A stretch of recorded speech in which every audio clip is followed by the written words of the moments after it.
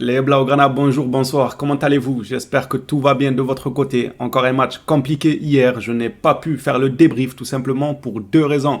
Déjà, je vous avais dit que 14 heures, l'heure ne m'arrangeait pas, que j'avais déjà des choses de prévues, mais que je vais quand même essayer, parce que c'est le FC Barcelone, de me dégager du temps pour pouvoir assister au match. Bah finalement, j'ai réussi à me dégager du temps pour pouvoir assister au match, mais avec du recul, je me dis que j'aurais pas dû. J'aurais pas dû parce que je me suis endormi devant le match pendant un bon 15-20 minutes, et ce n'est pas pour blaguer, parce que d'habitude, durant les débriefs, on dit on s'endort, il n'y a pas de contenu et tout. C'est une façon de parler. Quand on dit on s'endort, on n'est pas en train de ronfler réellement. Là, pour le coup, c'était vraiment vrai à 100%. Je me suis endormi durant la rencontre et c'est véridique à 100%.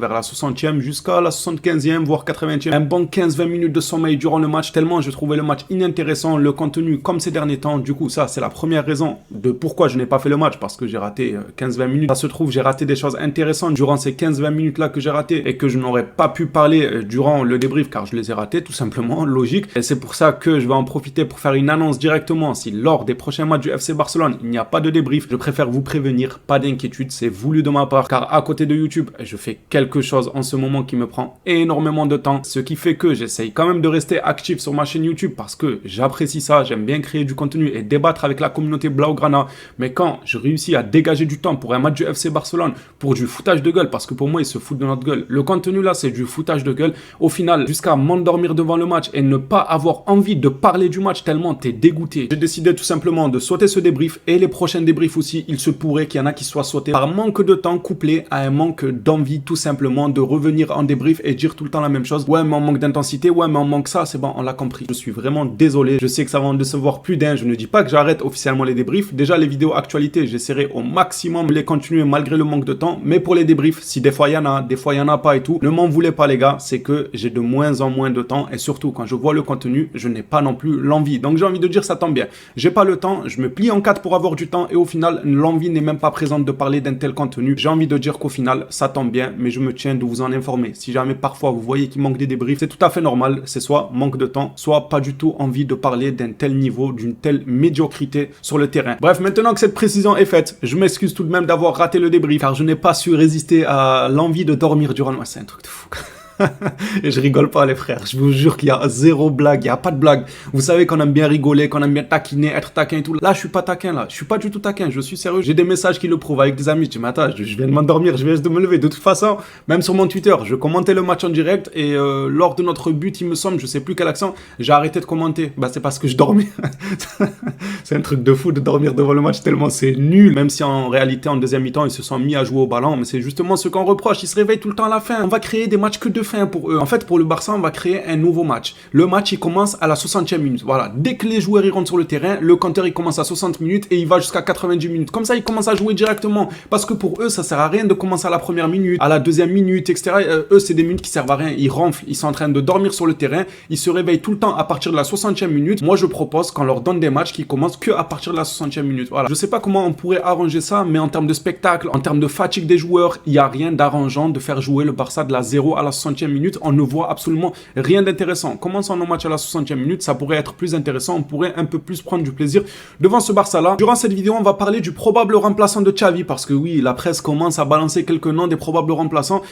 Je souffle quand je vois les probables remplaçants. On va en parler aussi durant cette vidéo, je ne vais pas dire forcément actualité, ça va être un tout, mini débrief, mini actualité, mini mise à jour de pourquoi j'ai raté les débriefs et si à l'avenir je venais à rater des vidéos, pourquoi, dû au manque de temps, tout ça. Bref les Blaugrana, rentrons dans le vif du sujet et commençons par cette mauvaise nouvelle. Ansu Fati, c'est une énorme même mauvaise nouvelle. Ansu Fati est sorti sur blessure hier soir avec Brighton. Le club anglais n'a pas encore annoncé la durée de la blessure, mais la situation est préoccupante et il pourrait bien s'agir d'une blessure grave. Là, on tombe vraiment de haut. On l'a prêté pour qu'il puisse montrer l'étendue de son talent, pour qu'il puisse retrouver sa confiance. Si maintenant il se claque pour 3 mois, 4 mois, 5 mois, il ne va pas retrouver la confiance, il va pas montrer son talent, il va revenir au Barça la saison prochaine. Le moral dans les chaussettes comme lorsqu'il est parti, ça n'arrange clairement pas les affaires du FC Barcelone. Je souhaite à Ansu Fati que ce soit une blessure pas si grave que ça. Passons à quelques déclarations de Pedri qui nous dit tout d'abord: je veux envoyer beaucoup de soutien à Gavi. C'est pas la première fois que Pedri envoie du soutien à Gavi et je suis tellement saoulé de la situation du club actuellement que même ça me saoule. Peut-être que je suis le seul et vous le savez, je m'en dis pas les avis des gens pour qu'ils aillent dans mon sens. Je dis pas s'il vous plaît, ayez le même avis tout, non. Moi mon avis je mourrai avec.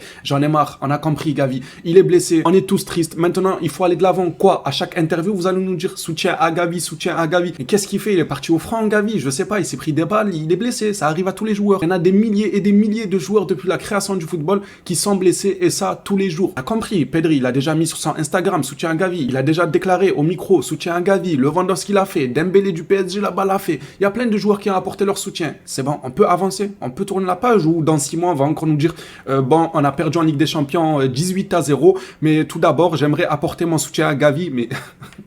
Il est mort, Gavi, ou quoi? Attendez, mais il est décédé ou quoi, Gavi? On a loupé un épisode. Il est blessé, c'est bon, on lui a souhaité bon rétablissement. Ça nous peine, nous aussi, les supporters, car Gavi, c'est un chouchou du club, c'est un chouchou des supporters. Attention à ne pas changer mes mots et dire que, ouais, on s'en fout de Gavi. Non, juste, faut modérer un peu. Faut être dans la moyenne, faut pas être dans l'abus non plus. Il s'est blessé, on lui souhaite un bon rétablissement. Nous, les premiers, les supporters, ça nous touche que Gavi manque à cette équipe-là, car c'était le caractère de cette équipe-là, c'était le vaillant de cette équipe-là. Mais on va pas non plus, à chaque conférence de presse, nous dire soutien à Gavi, s'il vous plaît, produisez du football. Continuons. Il traverse des moments difficiles et je sais ce que cela signifie et je connais le sentiment d'être blessé. C'est sûr que c'est pas agréable. Je l'ai déjà dit moi le premier dans l'une de mes vidéos actu. Pour un joueur de football, il se blesse, il ne peut pas aider son équipe, c'est pas agréable. Et c'est la pire chose qui puisse arriver à un joueur de football. C'est totalement normal. Nous devons tous l'aider. Je pense que l'équipe va perdre beaucoup de choses avec son absence. Beaucoup. Tant de force, tant d'amour pour le club. Nous devons nous rattraper cela en nous unissant et en étant plus forts que jamais. En produisant un meilleur football aussi, ça va faire plaisir à Gavi. Je pense sincèrement que la blessure, la convalescence de Gavi pourrait se passer super bien s'il avait devant lui du bon football et non pas Roméo en 8. C'est pour ça que j'ai pas fait le débrief. Je me suis retenu d'incendier tout le monde. Comment ça, Roméo, il a joué en 8? Comment ça, De Jong était derrière Roméo hier? À quel moment t'as Fermin sur le banc, tu mets Roméo en 8? On va garder notre calme. Bon, Pedri, c'est sympa le message pour Gavi et tout, mais avancez s'il vous plaît, footballistiquement parlant. On a compris que vous soutenez tous Gavi. Il le sait lui-même, il doit se dire, on a compris que vous me soutenez, c'est bon. Dans d'autres communiqués, Pedri nous dit, c'était un match difficile. Il parle du match de Ligue des Champions face à Porto. Dites-vous qu'on enchaîne Porto, Girona, Atlético Madrid. Ça me fait peur. On va pas se mentir, vu le contenu de nos matchs, ça me fait peur. Mais d'un autre côté, je me dis, si ça peut faire tomber la tête de ceux qui sont fautifs, pourquoi pas? Que ce soit des joueurs ou que ce soit le coach en premier lieu, qui j'ai l'impression, ces consignes ne sont pas écoutées. On nous dit tout le temps, Xavi donne les bonnes consignes aux joueurs, mais c'est les joueurs qui n'arrivent pas à les appliquer. Ah bon. Ah, donc Lewandowski, il a 35 ans, il n'arrive pas à appliquer des consignes de football. Lewandowski, il a tout arraché au Bayern, il a tout arraché à Dortmund, il n'arrive pas à appliquer des consignes. Mais quelles consignes n'arrive pas à appliquer? Gundogan, il n'arrive pas à appliquer les consignes. Parce que c'est ce qu'on nous a dit il y a quelques semaines. Il y a quelques semaines, il y a un joueur, je crois carrément du Barça, qui a déclaré ça lui-même de sa propre bouche. Il a dit, mais pour moi, c'est pour couvrir Xavi. C'est parce qu'il s'appelle Xavi. C'est comme Laporta qui dit, j'ai une confiance totale en Xavi, c'est faux. Laporta, c'est faux. Tu vas pas nous la faire à nous, t'as pas confiance en Xavi. C'est juste devant les médias, voilà, pour pas brûler ton coach parce que t'as pas d'autre choix. Mais c'est faux. Laporta n'a pas 100% confiance en Xavi, c'est parce qu'il s'appelle Xavi et qu'il est de la maison qu'il se doit de garder entre guillemets une bonne image de Xavi en disant qu'ils ont confiance en lui. Et puis comme je l'ai dit, ils n'ont pas le choix d'un nouveau coach là sous la main tout de suite, donc ils ne vont pas brûler leur coach tout en n'ayant pas le choix du remplaçant. Bref, ça c'était une parenthèse. Revenons à Xavi. Soi-disant, les joueurs n'arrivent pas à appliquer les consignes de Xavi. Moi j'ai envie de dire suite à cette nouvelle, pourquoi Xavi ne leur parle pas espagnol? Parce que jusqu'à preuve du contraire, ils parlent tous espagnol dans le vestiaire, à part quelques-uns qui viennent d'arriver en transfert, qui ont sûrement des traducteurs. Ok, il n'y a aucun souci pour ça, mais est-ce que Xavi parle espagnol durant ses consignes? Peut-être qu'il parle arabe, parce que j'ai vu là durant sa dernière conférence de presse, on lui a parlé des rumeurs d'un transfert de Gundogan. Il y a un journaliste qui lui a dit, il y a des médias qui titrent comme quoi Gundogan voudrait déjà partir du FC Barcelone en hiver. Et il avait dit Chokran pour un peu délirer, pour rigoler. Il a dit ce mot arabe, voilà, pour rigoler un peu. Et en plus, il était au Qatar, donc c'est sûr qu'il a quelques notions en arabe. Mais est-ce que Xavi donne ses consignes en arabe? Il faut lui dire qu'il est plus au Qatar. Moi, je pense avoir trouvé la solution de pourquoi les joueurs n'appliquent pas les consignes de Xavi. C'est parce qu'il leur parle en arabe. Il faut lui dire qu'il ne parle pas arabe dans les vestiaires. Le seul traducteur, c'était Abdé, il est parti. Même Abdé, il est plus là pour leur traduire l'arabe de Xavi. Ça y est, Xavi, il faut oublier le Qatar. Là, t'es plus dans la péninsule arabique, là où on aurait dû te laisser d'ailleurs. Parce que là-bas, tu nous bluffais tous avec ton tiki-taka, je sais pas quoi. C'est un fou, Xavi, il est parti coacher une équipe qui jouait face à des adversaires. Ils étaient à mi-temps joueurs de foot et à mi-temps ils avaient un autre emploi à côté. Ils étaient fermiers, agents de sécurité, banquiers, boulangers. Il nous a fait croire avec ces vidéos. En fait, il faudrait que je retrouve la vidéo pour que vous compreniez de quoi je parle. Vous vous rappelez quand Xavi était au Qatar, ça nous sortait des vidéos de lui où il expliquait avec des jetons comment jouer. Genre il disait Habla nanani, il montait un jeton, genre le défenseur, il le montait dans le cercle et tout, mais va jouer aux échecs. Je vous jure, allez regarder la vidéo, s'il vous plaît, par pitié. Si je la trouve, je vous la mets, vous allez rigoler. Il montait les jetons, il disait quand le défenseur, voilà, en espagnol, hein, bien sûr, c'était pas en français, c'est juste moi qui le traduis pour vous logiquement. Il disait quand le défenseur passe dans ton dos, moi je fais monter l'attaquant là, il avançait. Ensuite il regardait le gars qui était à côté de lui, il lui disait comprendo le jeton. Mais comprendo quoi? Va jouer aux échecs si t'es fort au jeton, s'il te plaît. Il est où le comprendo sur le terrain? On comprendo rien du tout sur le terrain. Avec les jetons, oui, c'était clair. On comprendo très très bien, ne t'inquiète pas. Maintenant, sur le terrain, on a du mal à comprendre. On te ment pas, on a du mal. On a du mal à avoir une cohérence de jeu. Et encore, bien sûr, il y en a qui vont dire c'est la faute des joueurs. Il y a certains joueurs qui font pas d'efforts, mais le coach aussi, et c'est le cas de le dire. Je suis désolé, je ne changerai pas d'avis sur ça. Même si certains, ces derniers temps, continuent de me dire vous allez être choqués que Xavi va remonter la pente et tout arracher avec ce Barça, mais on attend que ça. Vous croyez que nous, on attend que Xavi chute, on attend que ça, qu'il remonte la pente. En fait, vous êtes bizarre. Vous nous dites ça comme si nous, on dit non, non, on veut pas que Xavi grimpe la pente. Ben, on attend que ça. On attend que Xavi monte la pente, justement. C'est pour ça qu'on lui en veut et c'est pour ça qu'on lui tombe dessus et à certains joueurs aussi. Mais pour moi, à partir du moment où il y a zéro cohérence dans ton jeu, c'est le coach en premier lieu. S'il y a à peine quelques joueurs qui sont en dessous, par exemple, tu me dis, ouais, Lewandowski, il lui manque ça, ouais, lui, il lui manque ça, ouais, lui, il lui manque ça. Ok, on peut dire les joueurs ne font pas d'efforts. Mais là, c'est la cohérence de jeu. En fait, même si tu enlèves ces joueurs-là qui sont un peu malades, on ne voit pas de cohérence de jeu. On ne voit aucun schéma tactique. À part en deuxième mi-temps, ils se sont bien réveillés. Je commençais un peu à apprécier, mais ça n'a pas suffi pour que je m'endorme pas. Bref, on s'est un peu écarté. Continuons avec Pedri. Pedri nous dit, je me sens bien, je veux jouer davantage et retrouver ma forme jour après jour. Nous traversons des moments difficiles, mais nous devons les surmonter. Voilà tout pour les déclarations de Pedri. On va terminer cette vidéo actualité par cette information qui nous vient de Sport, mais... Imanol Alexil, je sais même pas si je dis bien son nom, désolé, est une option pour le futur. Son contrat expire en 2025. Bon, il propose du bon football. On a eu du mal face à son équipe, franchement. On a gagné avec de la chance. En débrief, j'avais dit on méritait même de perdre 3-0. On aurait perdu ce match-là 3-0, ça m'aurait même pas inquiété. Imanol propose du bon football, il fait super bien jouer son équipe. Mais ce Barça-là ne veut pas comprendre qu'on est le Barça, on est censé être un club confirmé. Tu ne peux pas ramener des coachs comme ça, en fait.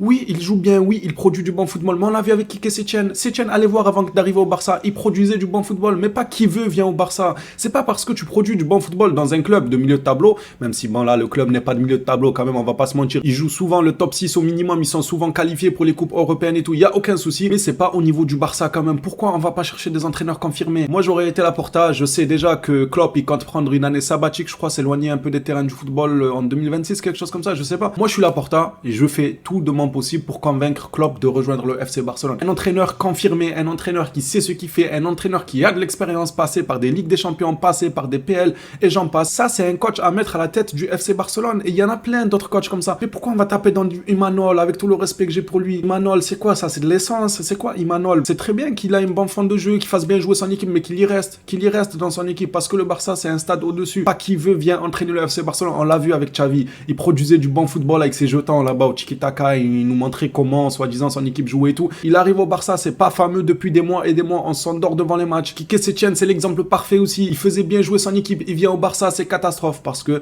pas qui veut prend la tête du FC Barcelone.